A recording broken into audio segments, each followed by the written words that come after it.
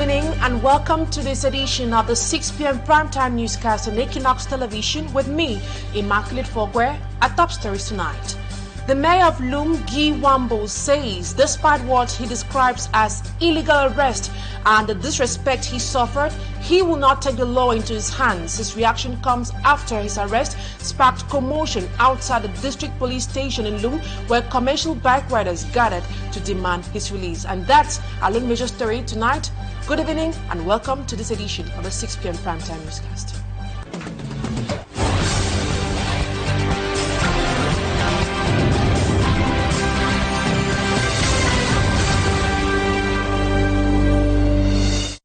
Thank you so much for choosing Equinoxe television. We begin this edition of the news in Loum in the Mungo division, where calm has returned to that part of the area after tensions rocked the area on Thursday from the arrest of the mayor of Loum, Reports say the incident stems from a disagreement over the distribution of identification jackets to commercial motorcycle riders. The riders' union had reportedly begun seizing motorcycles from riders without the jackets before the mayor intervened. He stopped the operation.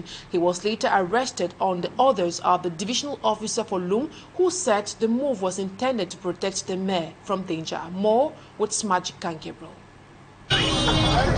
A bike rider taking off his identification jacket, which caused commotion within the town of Loum on Thursday. Many other commercial motorcycle riders are in their assorted dresses, gathered in front of the Loum Council Esplanade. Those who think we are going to destroy things, they are wasting their time, because we won't destroy anything. Nobody should attack the DO or the police commissioner, because a saying goes that when God loses faith in you, he makes you run mad. They should know that they have just begun a battle. Even though the town of Loum seemed to be calm Friday, a tense atmosphere was noticed at the district police station of Loum in the Mungo division on Thursday. Inhabitants of Loum staged a peaceful protest to request for the release of the mayor of Loum, who was arrested illegally around Carrefour Tombel. What happened in front of us was when the trade union came out to seize commercial motorcycles. The mayor asked them to stop as it is causing commotion in his locality. Then the police commissioner came and arrested the mayor, dragging him on the ground like a thief. The incident occurred because the mayor of Loum refused trade union leaders to seize commercial motorcycle on grounds of lack of identification jackets, which the council has decided to produce a unique color for all. According to the divisional officer of Loum, he ordered the arrest of the mayor because of security reasons. Talking to us off camera, the divisional officer told us there is an ongoing cleansing of all sectors in Loum to prepare for the National Day celebration. Affair as well. Smaji Gabriel reporting there. Now we move to the far north region of Cameroon, where farmers in this part of the country are battling growing crisis as wandering elephants, unpredictable rainfall, and also devastating floods continue to threaten crops and livelihoods. With fears of a major food shortage rising, local authorities and communities are stepping up efforts to protect farmlands and equally secure food production, as Loum tells us. In the far north region of Cameroon, the signs of a growing crisis is everywhere. Farmers are struggling, from elephants destroying crops to unpredictable rain and devastating floods. The food supply is under serious threat. Climate change isn't just a headline here, it's a daily battle for survival. To prevent a major food and nutrition disaster, a vital 4-day workshop is currently underway. This meeting brings together a wide range of experts, farmers, livestock specialists, humanitarian groups, and government officials. Their mission to update the regional multi-sectoral seasonal calendar. This is important because the old way of predicting the seasons is no longer effective. By analyzing how climate shifts, economic shock, the security issues affect food prices and availability, these experts can pinpoint exactly when people will be most vulnerable. This allows them to plan, help before the crisis actually hits. The workshop is backed by the PROREG program founded by the French Development Agency with technical support from Action Against Hunger and ONAC. Together, they are looking for practical strategies adapted to the reality on the ground, like better water management and protecting crops from wildlife. Their goal is clear: to move from simply reacting to disaster to anticipating them. By strengthening the resilience of local communities, this initiative aims to ensure the families of the far north can feed themselves in the face of a changing climate. And the farming community of Mefobe in Santa Subdivision, the official recognition of a third-class chiefdom has brought hope, but also renewed attention to the daily struggles residents continue to face. From poor farm-to-market roads affecting farmers and bike riders to recurring farmer-grazer conflicts and grain insecurity, locals say recognition alone is not enough. Many use the opportunity to call for urgent development and equally lasting peace in this part of the country. Details with our Northwest Chief Correspondent, Bustela. History has been made this May 2026 as authorities officially ended decades of traditional rule in Mefobe without state recognition. The farming community in Santa Subdivision, Northwest Cameroon, is now officially recognized as a third-class chiefdom with His Royal Majesty Gafobe V as its traditional ruler. For locals like farmers and commercial bike riders, the ceremony was also a chance to demand better farm-to-market roads, crucial for livelihoods. Me, they wrote them where they inside Mefobe. Me, our chief, our fund, me made a fix who wrote them because with the first difficulties we like bike riders, bad road them, they plenty. For this our land. How we get our new funds, so we expect peace. The event also highlighted coexistence in rural Cameroon as members of the Mororo pastoralist community pledged loyalty to the ruler while calling for solutions to recurring farmer-grazer conflicts. You are also the can welcome them there, at least they not get enough land for eat grass. They break for peace, farmer they no say grazer and they make grazer and do not say farmer today. Residents say the recognition gives Mefobe a strong voice amid insecurity and underdevelopment in the region. To bring people together and that he will bring peace. When things got rough during the crisis, this was our springboard.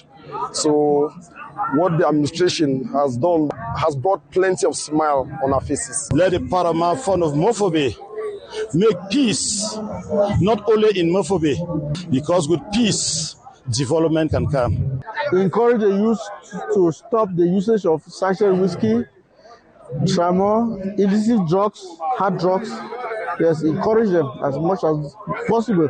The ceremony brought together several traditional rulers from across the Northwest region, led by the Secretary General of the Northwest House of Chiefs.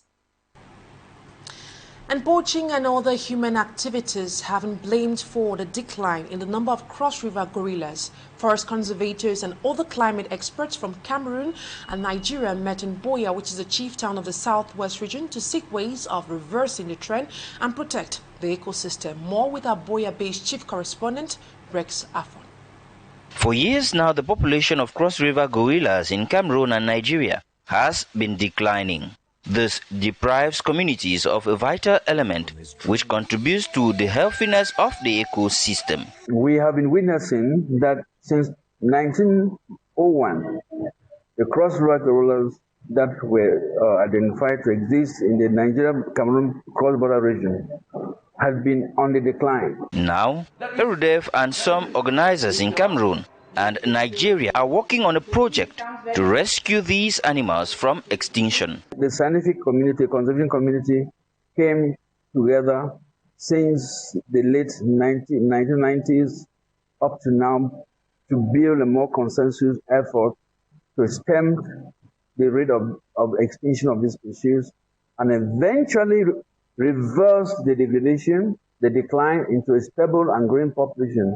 And we are thinking that by 2050, we should be having a population of cross-river gorillas moving from current 300 to 1,000. The project will cover about 12 host areas to these animals in Cameroon and Nigeria. There are 12 fragmented locations across the Nigerian-Cameroon border in Cameroon.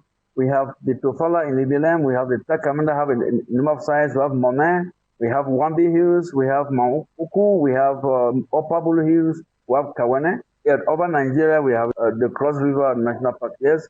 We have the Afi Mountains, we have the Mbe Mountains. Having gorillas around is very important as it not only safeguards the integrity of the ecosystem, but also brings in huge income. We just said we are looking at launching a several billion fund of economic drive.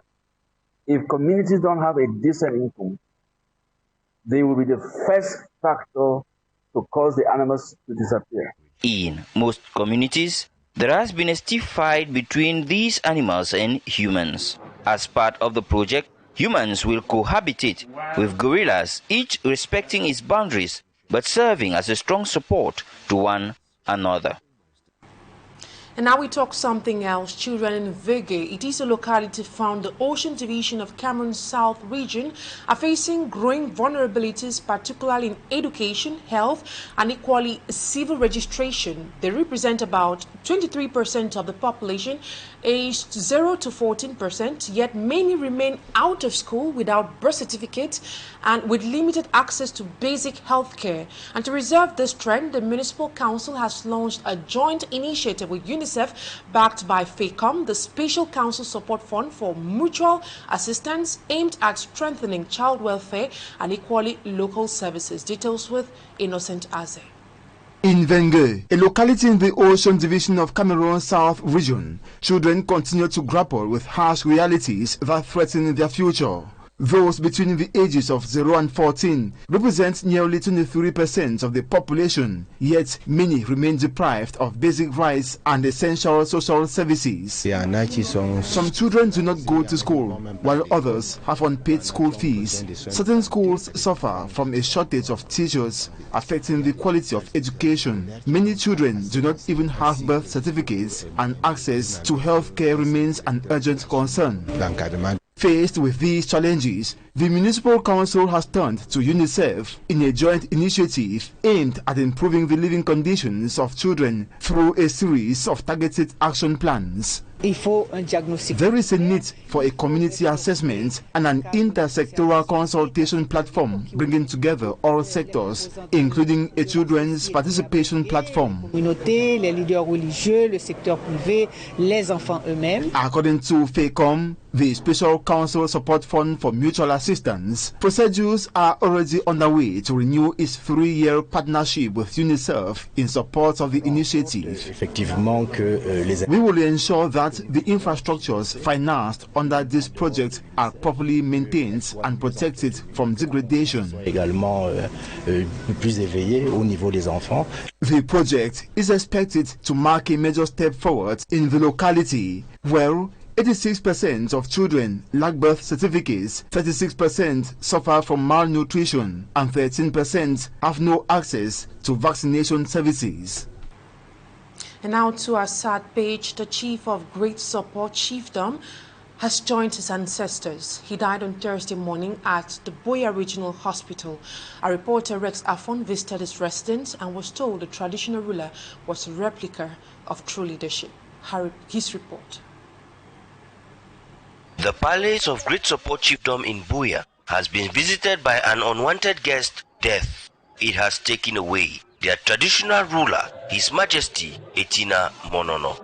It is a blow to our family. We did not expect this kind of strategy to attack us at this moment in time, because our chief is still young and vibrant. So we are really devastated. He is said to have died after a brief illness. He fell sick, not for too long, a few months. And this morning, he departed from this world. The long-term ruler of Great Support has been described by his quarterheads as a loving, patient, and compassionate leader. He was a lovable person, down to earth. He loves sharing. He loves taking advice, even from us, his counselors, his quarterheads. His Royal Highness Etina Monono was a great man, a great leader. So It's a great loss for us. Sons and daughters of the village have been told to accept God's will and forge ahead with his memories. He was not only a chief for Great Support and Buea subdivision, he was at the Regional House of Assembly, and he has held many positions that have impacted this community. So I want to say that we should take heart. We should take heart. We should know that it is a path for all of us, and one day or the other, all of us are going to follow the same route. The governor of the Southwest region, Benau Kaliabilai, paid a condolence visit to the family, encouraging them to take heart in this worrying time. He also promised that his office is open to receive them anytime. It's 1977 since the Chieftaincy law was done, and I don't know how many years that is. It's over 30, 40 years, so we must try to amend that for the good of the people. Chief Etina Monono journeys on after sitting on the throne of his fathers for 27 years. And may his soul rest in perfect peace. And now we talk culture. In Africa, music is a fundamental pillar of the society, acting as a base for free expression, particularly in urban areas. Je fais ça, c'est la musique. Le son existait déjà. He adds that through metaphors or social songs, musicians often become the voice of a generation seeking change or social justice. Ce qui fait que naturellement, quand l'homme est arrivé, la musique a influencé tout ce que l'on pouvait entreprendre. Although he thinks culturally rich, the Cameroonian music industry struggles to become structured, which directly influences the lifestyle of the society. Que ce soit sur le plan culturel, parfois même sur le plan financier, et donc c'est aussi valable pour le Cameroun. To the bassist Vicky Edimo, music is the primary unifying force in Cameroon. Jazz like Makossa and Bikutsi are listened and danced throughout the country, allowing Cameroonians to recognize themselves in a shared urban culture. And in other news, the Minister of Water and Energy, Gaston Lundu Esumbas, has given 100 days to the managing team of the Cameroon Electricity Company, Socadel, to improve quality service, access to electric energy supply, and equally mitigate the recurrent power failure observed across the country.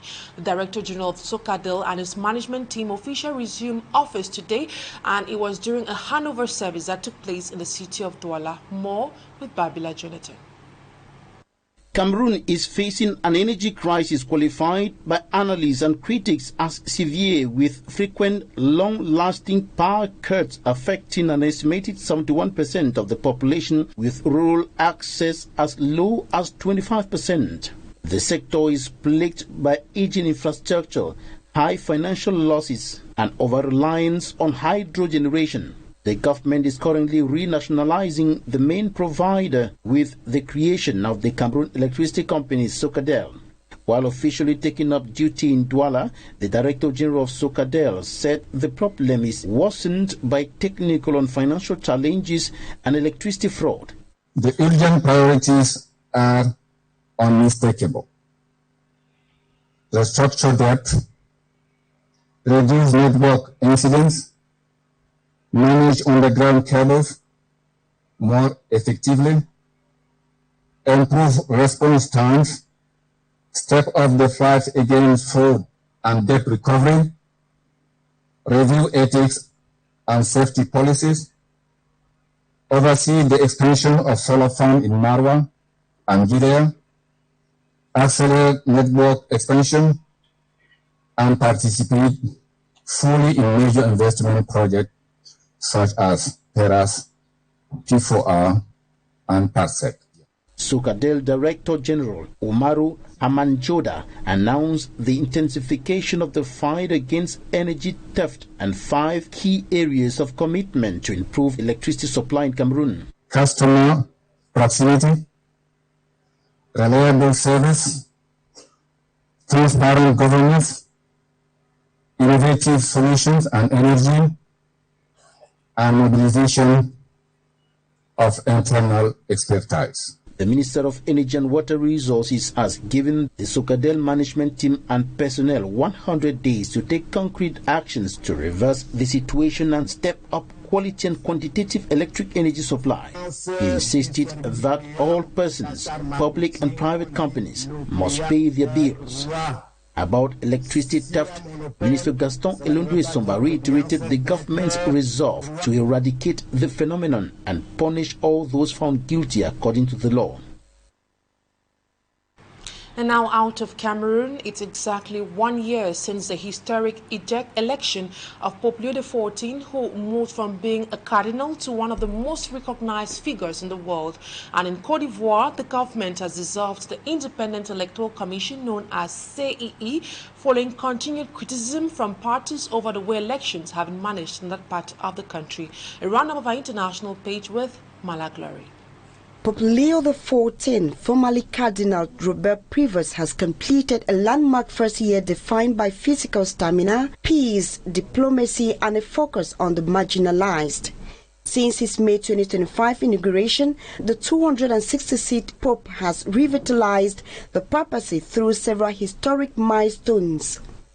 He completed an 11,000-mile tour of Africa and a high-stakes trip to Turkey and Lebanon, where he met with Patriarch Bartholomew I to mark the 1,700th anniversary of the Council of Nicaea.